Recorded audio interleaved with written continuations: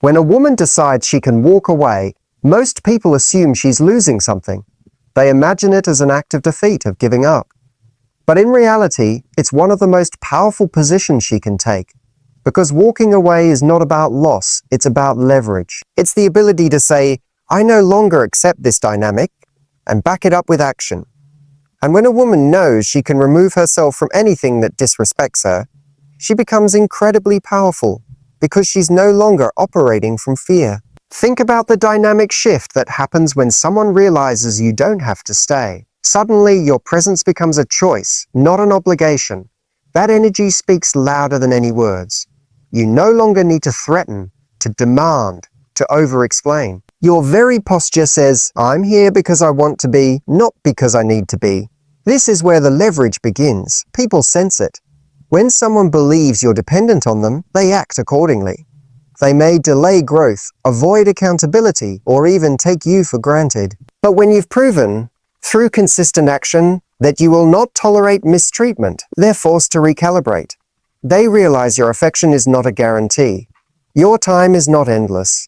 And your loyalty has standards. Leverage isn't about control. There is a massive difference between needing someone and choosing someone. When you show up in a relationship from a place of emotional independence, you're not seeking someone to complete you. You're inviting them to walk beside you. That shift changes everything. Emotional independence is one of the most attractive qualities a person can have. It sends a message that you are whole, that your happiness is not dependent on someone else's attention, approval, or presence. When a woman is emotionally self-sufficient, she doesn't chase love, she attracts it. Because people feel safe around someone who isn't constantly trying to be validated. They sense that she isn't looking to be saved or rescued. She's grounded in herself. That energy creates calm instead of pressure. It invites curiosity instead of obligation. And most importantly, it inspires respect. In any connection, romantic, professional, even friendships, when someone feels you're clinging to them emotionally, it can be overwhelming. It can feel like too much weight to carry. But when you're centered, when you have your own passions, goals, routines, and identity, outside of the relationship, you give it room to breathe. You give the other person the freedom to choose you back, instead of feeling like they're being cornered into staying. That's why emotional independence doesn't push people away. It pulls the right ones in. It's like saying, I value you, but I value myself too. I'd love for you to be in my life, but I won't lose myself to keep you there. That boundary is powerful. It's a filter. It exposes people who are only attracted to control or validation, and highlights those who are mature enough to meet you in mutual respect.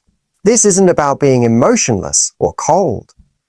It's not about shutting people out. Emotional independence simply means you don't make someone else responsible for your sense of worth or inner peace.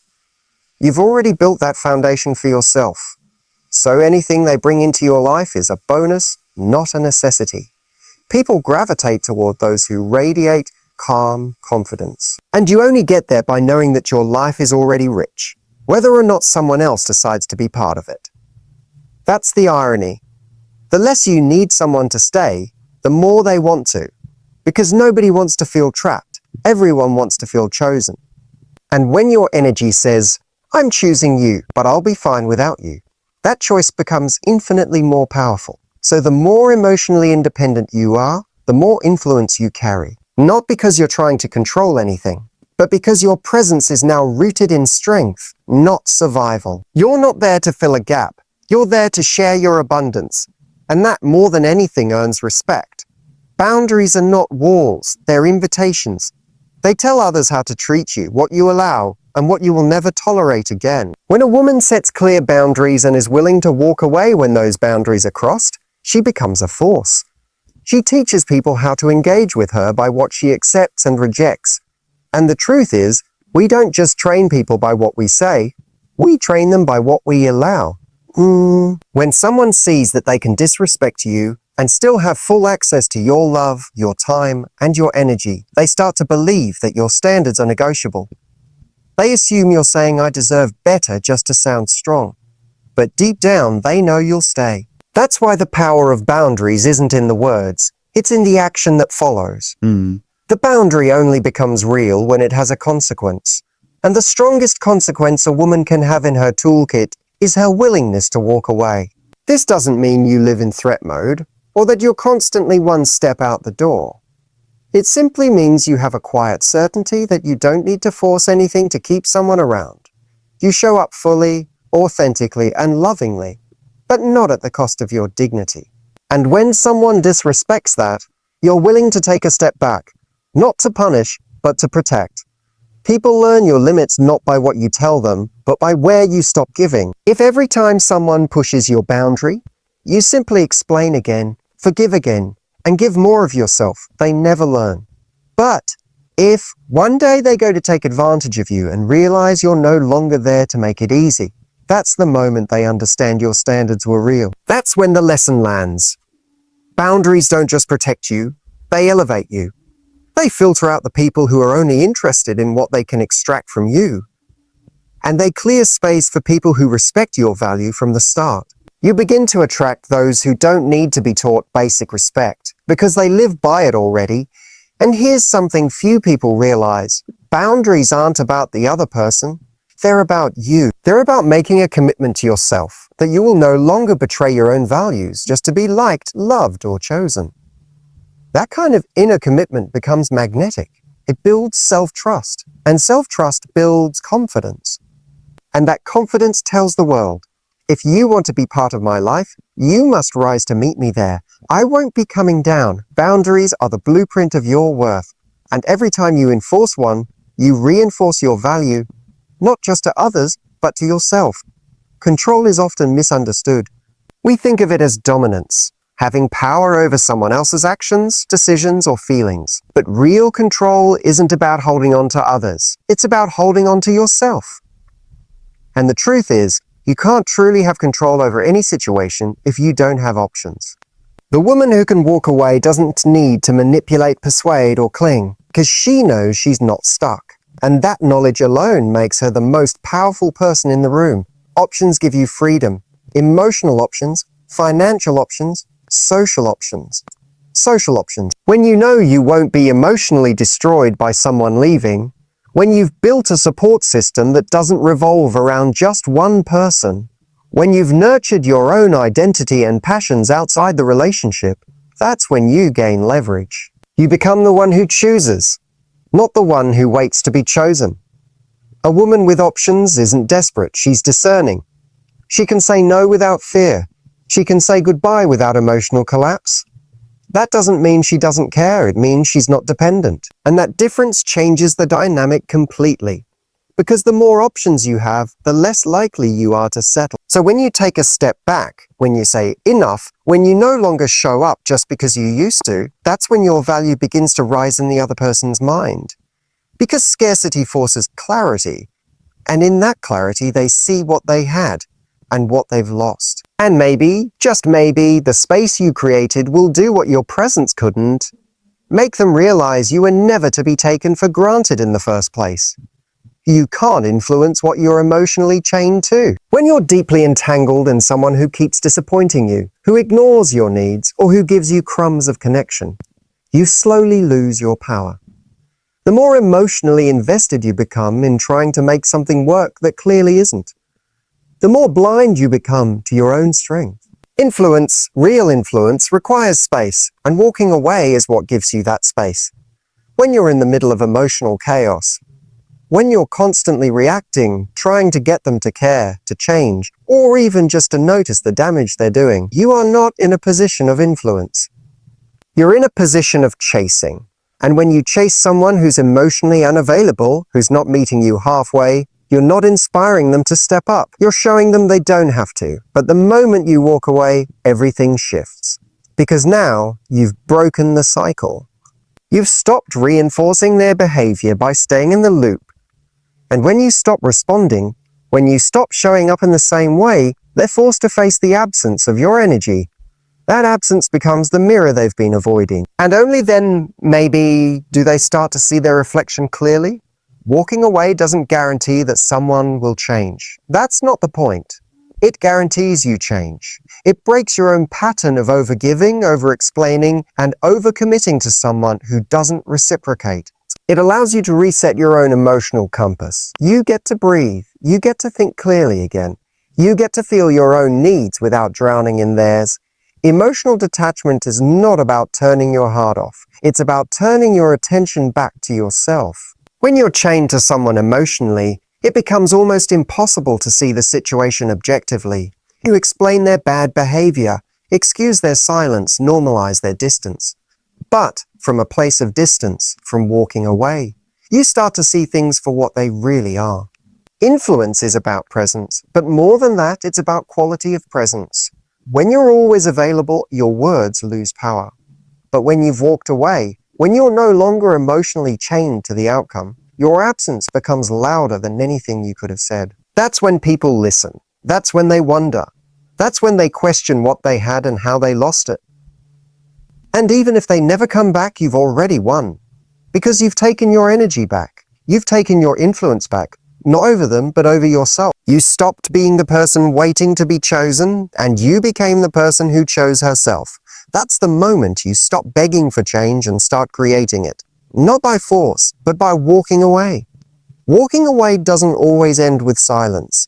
It often echoes. When you leave a situation with grace, without drama, without trying to prove your worth on the way out, you create a space where your absence begins to do all the work your words couldn't. There's a special kind of power in not explaining yourself, not begging to be understood, not trying to convince someone of what they should have seen all along. That power lies in emotional maturity, the ability to leave with your dignity intact, and let time, silence, and distance reveal what your presence was truly worth. When you walk away, especially from someone who took you for granted, you do something they never expected.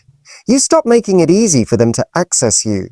You remove the emotional cushion. You take your kindness, your loyalty, your energy, and you stop pouring it into a place where it was being wasted. And in doing so, you change the story. You shift from being always there to noticeably gone. That shift alone forces reflection, not always immediately. But over time, your silence becomes impossible to ignore. People rarely appreciate what they never had to work to keep. As long as you're always reaching out, forgiving, explaining, or fixing things, they stay in comfort. But the moment you stop, without cruelty, without games, just a calm, confident exit, that's when your value starts to rise in their memory. Suddenly, your attention isn't something they can assume. Your love isn't a given. And the things they once minimized, your consistency, your support, your presence, start to look like gold in hindsight. And here's what's beautiful. You don't need them to realize it for you to win, because the win was never about changing them. It was about rediscovering you. You didn't walk away to get a reaction. You walked away to get your peace back. If they finally wake up to what they lost, that's on them. But your power came from not needing that moment to validate your decision. Your clarity, your peace, and your self-respect were the real rewards. And ironically, it's that detachment that often triggers the deepest impact. When someone realizes you're not trying to teach them a lesson anymore, that you're simply gone, they're left with the space to do the reflecting themselves. And nothing is more powerful than a person realizing on their own that they lost someone irreplaceable. That kind of realization doesn't come through confrontation. It comes through contrast. The contrast between what they had when you were there and the silence that remains after you've gone. So don't underestimate the weight of your absence. If your presence never woke them up, your disappearance just might. But whether it does or not, know this. Walking away with peace in your heart and strength in your step will always be louder than staying where you're not valued. Always. One of the biggest misconceptions about walking away is that it makes you look weak, emotional, or reactive. But in truth, it takes an extraordinary level of self-control to walk away, not because you're angry, not because you want to provoke guilt, but because you refuse to abandon your self-worth. That kind of walk away isn't dramatic, it's deliberate. It's not about creating chaos, it's about protecting peace. And anyone who's ever done it knows, it's not easy. But it's one of the clearest signs that you've mastered emotional discipline. Emotional discipline means choosing long-term respect over short-term validation. It means being able to sit with discomfort, loneliness, confusion, uncertainty, without running back to what broke you just for relief. It means not responding to every message, not reacting to every trigger, and not chasing someone just because they gave you crumbs of affection. That restraint is not weakness. It's strength refined by self-respect. When a woman walks away with emotional discipline, it sends a message that words never could. I am not addicted to the roller coaster. I don't need the highs to survive, and I refuse to tolerate the lows just to stay connected. That energy is magnetic, not because you're trying to attract, but because people are drawn to emotional stability. They can sense that you're no longer available for emotional chaos, that you've outgrown reactive patterns, that your silence isn't passive aggression, it's clarity. This level of discipline doesn't come from ego. It comes from growth. It comes from learning the hard way that giving your energy to someone who hasn't earned it costs more than you can afford. It drains your joy, dulls your self-worth, and delays your peace. And at some point, the cost becomes too high. That's the moment when walking away becomes the most loving thing you can do for yourself. And yes, people may question it. They may try to pull you back in. They might push your buttons, guilt trip you, or even promise change. But emotional discipline means you don't respond to words.